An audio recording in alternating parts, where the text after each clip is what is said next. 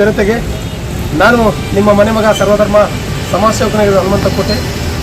ಇವತ್ತು ರಾಯಚೂರಿಗೆ ಬರುವ ಮುಖ್ಯ ಕಾರಣ ಏನಂದರೆ, ಈಗಾಗಲೇ ಹಿರಿಯ ಬುದ್ಧಿಜೀವಿಗಳು, ಪ್ರಗತಿಪರ ಚಿಂತಕರು ಸಮಾಜದಲ್ಲಿ ತಮ್ಮದೇ ಆದಂಥ ಸಮಾಜ ಸೇವೆ ಮಾಡಬೇಕಂತ ಹೋರಾಟದ ಜೀವಿಗಳು ಏಮ್ಸಿಗಾಗಿ ಅನುದಿನ ಹೋರಾಟ ಮಾಡ್ತಾಯಿದ್ರು.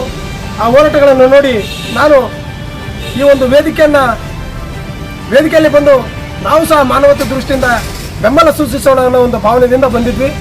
ಹಾಗಾಗಿ ಸುಮಾರು 842 ದಿನ ಆಯಿತು ನಿರಂತರವಾಗಿ ನಮ್ಮ ರಾಯಚೂರು ಜಿಲ್ಲೆಗೆ ಏಮ್ಸ್ ಬೇಕಂತ ಹೋರಾಟದ ಜೀವಿಗಳು ಹೋರಾಟಗಳು ಮಾಡ್ತಾ ಇದ್ದಾರೆ. ಇವತ್ತು ನಮ್ಮ ರಾಯಚೂರು ದುರಂತ ಏನಂದರೆ, ಅನೇಕ ಹೋರಾಟದ ಜೀವಿಗಳು ಅಂತ ಇಡೀ ಕರ್ನಾಟಕಕ್ಕೆ ಹೆಸರಾಗಿರ್ತಕ್ಕಂಥ ಜಿಲ್ಲೆ ಯಾವುದಪ್ಪ ಅಂದರೆ ಅದು ನಮ್ಮ ರಾಯಚೂರು ಜಿಲ್ಲೆ. ಕೆಲ ಬುದ್ಧಿವಂತರು, ಕೆಲವು ಪ್ರಗತಿಪರ ಚಿಂತಕರು ಈ ಒಂದು ಹೋರಾಟಕ್ಕೆ ಮಾನವತೆ ದೃಷ್ಟಿಯಿಂದ ಬೆಂಬಲ ಸೂಚಿಸಿದ್ದಾರೆ. ಇನ್ನು ಕೆಲವರು ಈ ಒಂದು ಹೋರಾಟಕ್ಕೆ ಸೂಚಿಸದೆ ನೋಡದೇ ರೀತಿಯಲ್ಲಿ ಪ್ರಯಾಣಿಸ್ತಾ ಇದ್ದಾರೆ.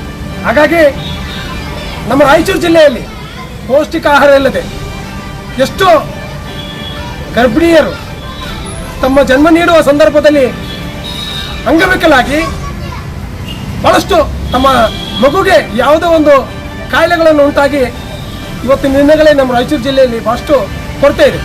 ಹಾಗಾಗಿ ನಮ್ಮ ರಾಯಚೂರು ಜಿಲ್ಲೆಗೆ ಏಮ್ಸ್ ಬೇಕಂತ ಸುಮಾರು 842 ದಿನದಿಂದ ಅನಿರ್ದಿಷ್ಟ ಧರಣಿಯ ಹೋರಾಟವನ್ನು ಕೈಗೊಂಡು ಹೋರಾಟ ಮಾಡ್ತಾ ಇದ್ದಾರೆ. ನಾನು ಈ ಒಂದು ವೇದಿಕೆ ಮೂಲಕ ಸಮಾಜದಲ್ಲಿ ಜನಗಳಿಗೆ ಮನವಿ ಮಾಡಿಕೊಳ್ಳೋದು, ಹಾಗೆ ನನ್ನ ಅಂತರಾಳದ ಭಾವನೆ ಹೇಳೋದೇನೆಂದರೆ, ನಾವೆಲ್ಲರೂ ದಯವಿಟ್ಟು ಈ ಹೋರಾಟಕ್ಕೆ ಬಂದು ಬೆಂಬಲ ಸೂಚಿಸ್ರಿ, ಈ ಹೋರಾಟಕ್ಕೆ ಶಕ್ತಿ ತುಂಬ್ರಿ. ಈ ಹೋರಾಟದ ಜೀವಿಗಳಲ್ಲಿ ಹೋರಾಟಕ್ಕೆ ನಿಂತಿರ್ತಕ್ಕಂಥವ್ರು ಎಂಥವ್ರು ಅಂದರೆ, ಅವರು ಭಾಳಷ್ಟು ವಯಸ್ಸಾಗಿರ್ತಕ್ಕಂಥವ್ರು ನೋಡಿ. ಅಂಥವ್ರಿಗೆ ಸಮಾಜದಲ್ಲಿ ನಮ್ಮ ರಾಯಚೂರಿನಲ್ಲಿ ಏಮ್ಸ್ ಬೇಕು ಅನ್ನೋ ಒಂದು ಭಾವನೆ ಇಟ್ಕೊಂಡು ಹೋರಾಟ ಮಾಡ್ತಾ ಇದ್ದಾರೆ.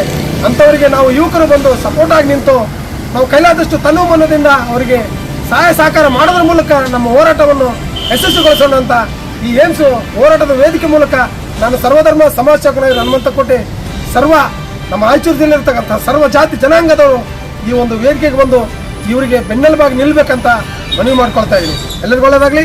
ಜೈ ಭೀಮ್.